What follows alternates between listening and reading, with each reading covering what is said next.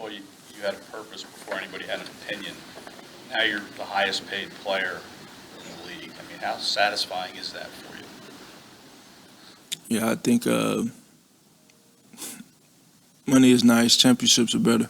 Bowl 57, you sat in the locker room and you thought to yourself, I'll be back. You got back, and now you're a champion. How does that feel?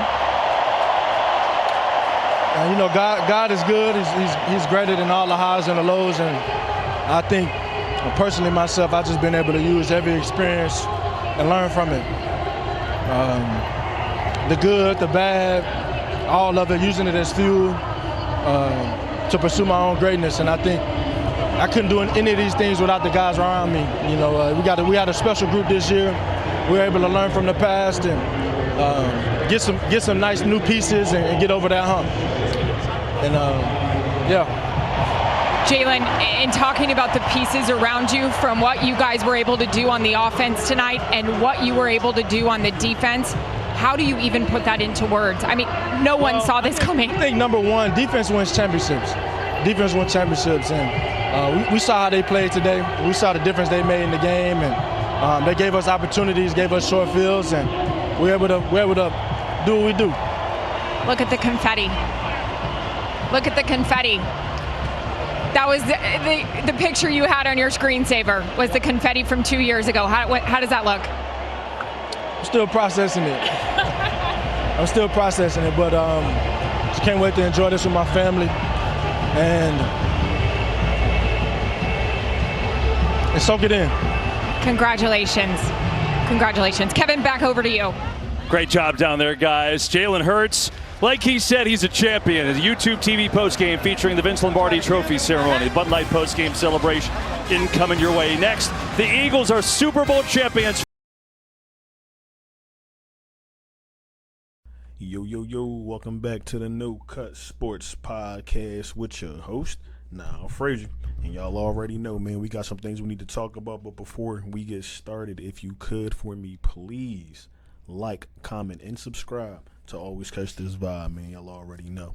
So a lot of things we need to talk about today pertaining to the Philadelphia Eagles. I do have my notes written down here. We got to get back to the old school flow because there was a lot of information that I did miss. But I do want to cover as much as I can in this video. So, first things first, as you see, or as you probably saw if you turned this video on, my man Jalen Hurts, championship winner, as we all know.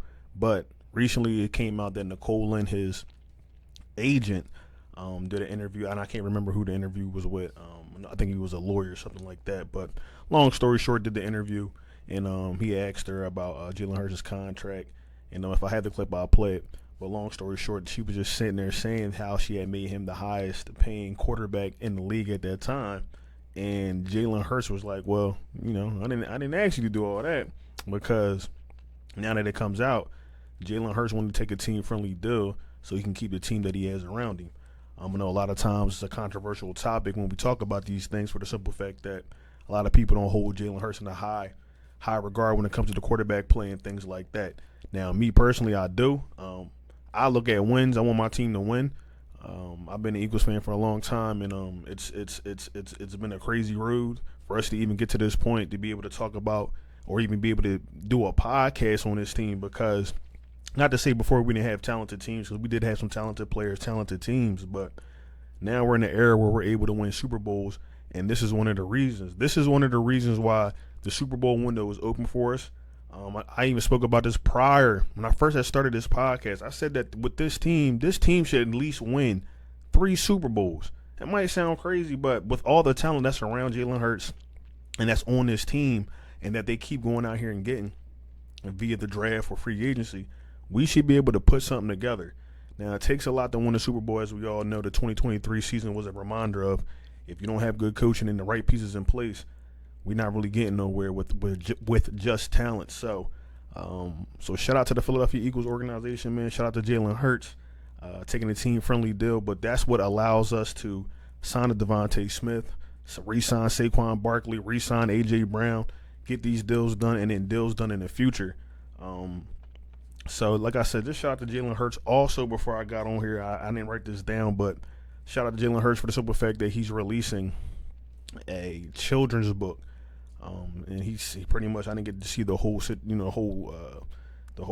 interview that he did. This little thing that they put up on his Instagram. So if you got a chance, go over there and go watch that. But pretty much summed it up to a lot of the lessons he has learned so far throughout his life. And, he's putting it in his kid's book. So shout out to Jalen Hurts, always trying to push the youth, to give the youth information for the next generation and things like that. So great thing to see. I do know his mom's educator too, special ed. I think Miss Pamela's a special ed teacher in math or something like that. Has a couple degrees. So shout out to her as well, man. She probably is one of the forces behind, why Jalen Hurts is the way that he is, man. So shout out to him and his dad. So I'm a her and the dad, excuse me. But just moving on, man. I wanted to talk about, as you know, he had the mini camp, things like that. But I wanted to talk about some things that stuck out to me. I know I'm a little late with this, but it's not really much going on right now in the Philadelphia Eagles community because, they're off right now. But I wanted to talk about some players that I think, and also the OTA notes that mini camp notes that they did have. But I wanted to talk about a couple of players. And the first player I wanted to talk about was Josh Uche, right? Lane Johnson had did a press conference I think it might have been during minicamp if I'm not mistaken, and one of the people he mentioned was Josh Uche. Now, Josh Uche was one of the players that he was on the Kansas City Chiefs last year. Spag said he couldn't really get him involved because, he came later on in the season like a Jahan Dotson, similar situation. Excuse me. And I think Josh Uche can be, because I watched him in his tape, and I'm like, all right, you know what? He can do something. And Al-Jalari, I know I always say his name wrong too, but Ojulari. Him, Ojulari and Uche, excuse me. Two guys that I think can have a very, very high upside. I know Ojulari is coming off a crazy sack season in, 21 or 22, so we know he has the ability to get to the quarterback, as well as Josh Uche, where Lane Johnson mentioned how, he's incredibly fast, got a great bend. Things that you like to hear when you're talking about an edge rusher. So it just seems like the Eagles are just trying to stack more, just put themselves in a position where they can get these one-on-one matchups, especially with Jalen Carter drawing two double teams. We still don't know what we're getting from Ty Robinson, the Vanilla Gorilla. He's another guy that got some praise during mandatory minicamp, and he got some praise from the bread man from Jalen Carter. Jalen Carter said he might be one of those guys that you have to watch out for. Like, he might make an impact that soon. So it's great to hear. Those are great things to hear from players, because I don't think they're going to sit here and lie to you. You know what I'm saying? They're not going to sit here and be like and build somebody up and be like, oh yeah, this guy's this, that guy's that. Nah, we are in the running for another Super Bowl. So they're not going to give you no false information. So those are like two guys that I'm looking forward to seeing this upcoming season. And like I said, they're proven, but we already seen getting players in free agency. They come here, we coach them up, and they look like a totally different player. Also, a lot of times players come here to get their careers back on track. You can't sign everybody, we can't keep everybody, but at the same time, the Philadelphia Eagles give other players an opportunity to at least come here. You might be on a one-year deal, but you can leave here and have the opportunity to make more money. You know what I'm saying? Shout out to Isaiah Rodgers, Mekhi Becton, those types of guys, because before Mekhi Becton got here, they thought he was a bust. Come here with my man Stoutland you, and they get him right back to where he need to be, if not better. So, and it also helps to play around great players as well. Somebody holding you accountable on a day in and day out basis. But at the same time, it's a great opportunity to come here, also to even be in the chance to win a Super Bowl as well. Now that we can say that, so. But yeah, so it's just those are a couple players that I'm like, you know what? We got to look forward to that. Also, a big thing that we didn't talk about, or I didn't talk about, I know this been already done happened, but the Jair Alexander situation, where they were saying that we were one of the teams in the running to pick him up for cornerback. Now, there was a lot of speculation about people liking Keeley Ringo in the Eagles building because, he didn't play last year. They ended up drafting both the rookies, Quinyon Mitchell and Cooper DeJean, however you want to say it. But they thought it was is it over for Keeley Ringo? And when I first started my podcast, two of the players I really liked was Keeley Ringo and then Moro Ojama as well. And shout out to Eagle out for that one, because I remember started watching him. He was bringing him up, so I started watching some of his tape. But Long story short, with Keeley Ringo, man, he's been sticking out, man. He's been showing fluidity with the hips. He's been stopping on the dime, showing good vertical speed, like things that you want to see from a cornerback.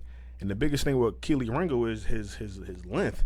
I think main man's like 6'2", something like that. So to be able to get that type of athleticism out of that type of body is a great thing. And we already know what Quinyon can do. As a rookie, he was shut down. I think there might have been Eagle Owl. I was watching this video today, and shout out to Eagle Owl too, man. But he was talking about how he had a video or a clip up there of Jaden Daniels, I want to say it was, and they were asking like who you looking forward to going up against, and the first person he named was Quinyon. So we already know Quinyon already got the stamp in the league, Quinyon Mube. But if we can get Keeley Ringo, oh man, if we can get Keeley Ringo up to snuff, right?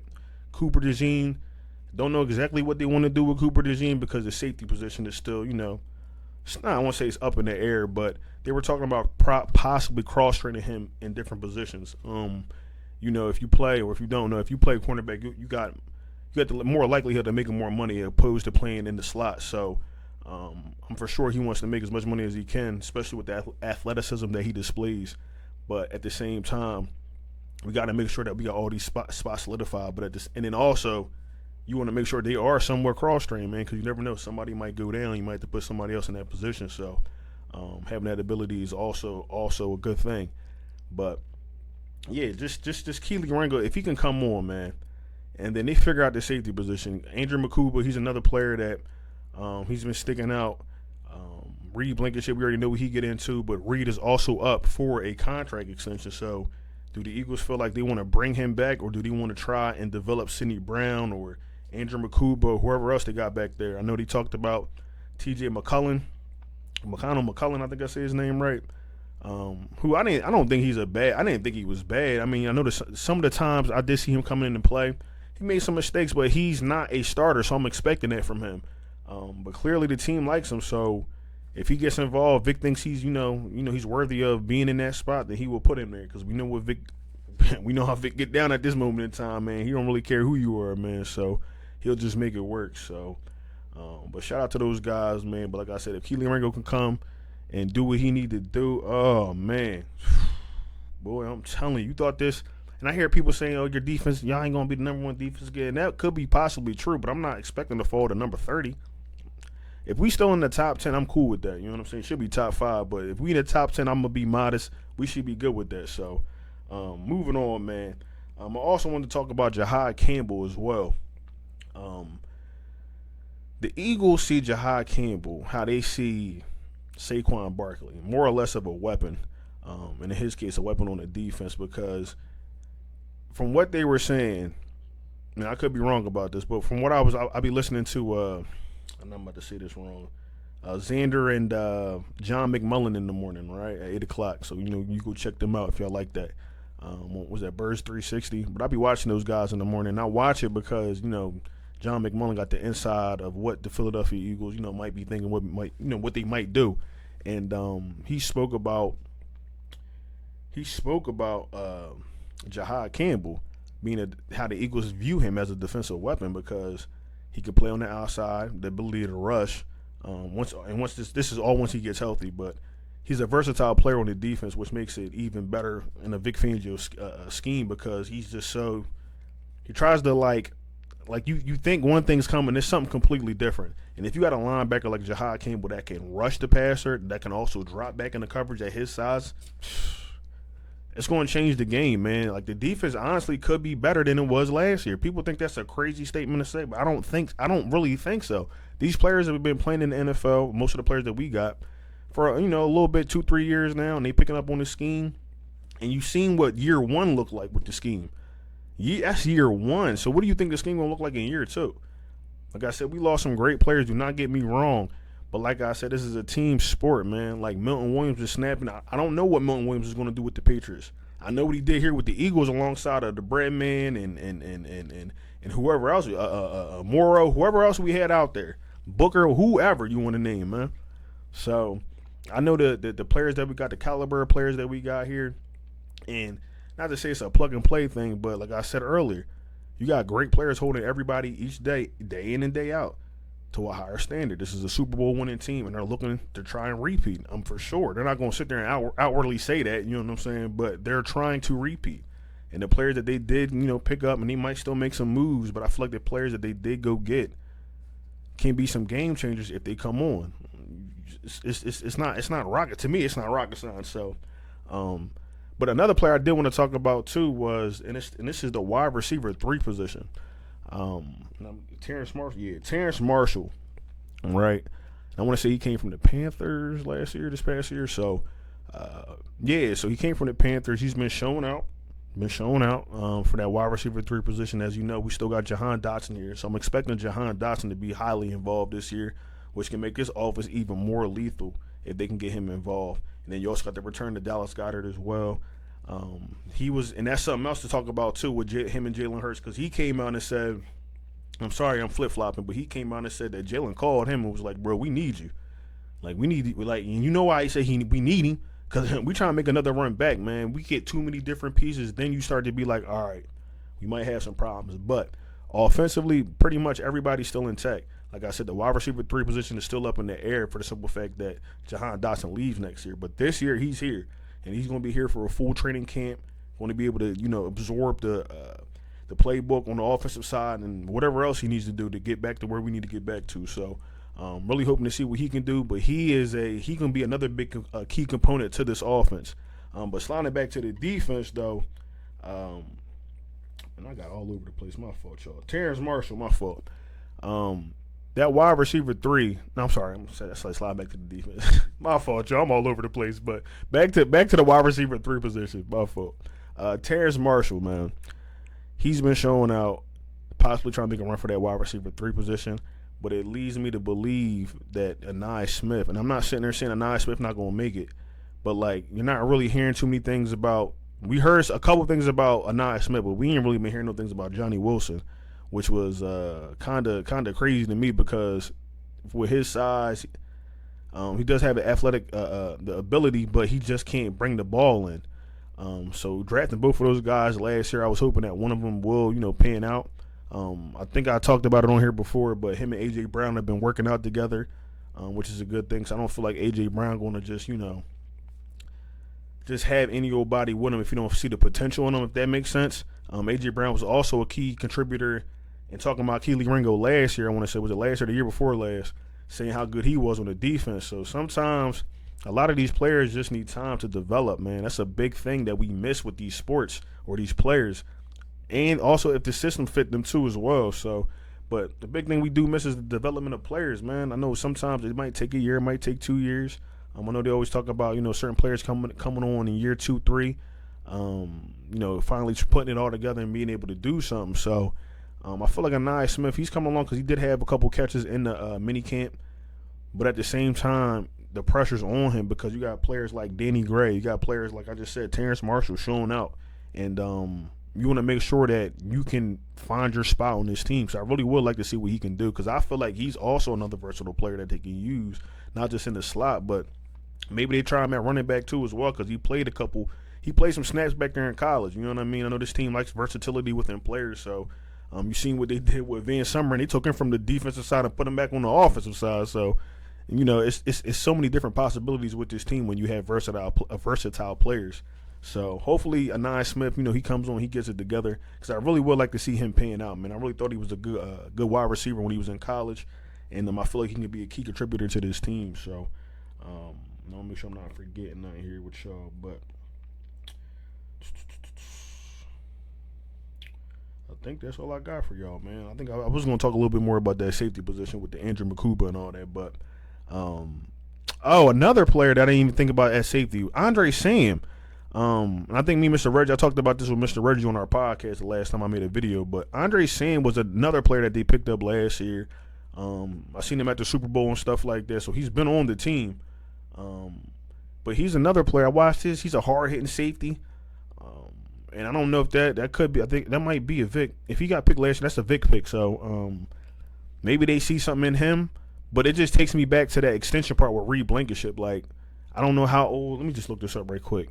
How old Reed Blankenship is, because it seems to me like they're trying to get this defense, if not the whole team, under a certain age, bro. Reed Blankenship. He's 26. He ain't that old. I felt like, and I'm not even opposed to them, signing him. Now, maybe nothing crazy, but Reed does his job. I will say that Reed does his job for him being an undrafted player. So I don't think he gets a crazy bag. And like I talked about earlier, players are taking team-friendly deals so they can keep this unit together. So maybe he takes a team-friendly deal, stays with the team. But I would like to see Reed stay with this team, man, honestly. I feel like he's been a key contributor, and he's especially on both the Super Bowl runs. But of course, we ain't got CJ no more. I ain't even gonna get into all that. But he's been a good player, man. He's been a good player for us, and I would like to see him stay. Also, I do understand that we move on from him because, like I said, we got Andre Sam, we got Andrew Makumba, McCullough. Anybody else back there that I'm forgetting? I might be forgetting one other person, but there's other players back there that are young, hungry too as well, and are on, cheaper deals, rookie deals. So depending on how the chips fall, because a lot of players got to get paid on that defense coming next year. We'll see, man. We'll see how it goes. So hopefully, like I said, we see something soon. But if we don't see anything, I feel like before the beginning of the season, he might just have to play it out, see how he plays, and then come back to the table after the season and see where the chips fall. Because right now there are some players that are coming for that spot. So we'll see, man. But with all that being said, I greatly appreciate y'all once again for tuning in to the No Cut Sports Podcast. If you could, for me, please, before we get up out of here, like, comment, and subscribe. Also, even share it with your friends, man, if they Eagles fans. I'm trying to grow this channel, so. But please, just like I said, like, comment, and subscribe to always catch this vibe. I'm your host now. And with that being said, I'm going to get up out of here, man. But before we go, can I get a go Birds, baby? I'm going to holler at y'all, man. Y'all be safe.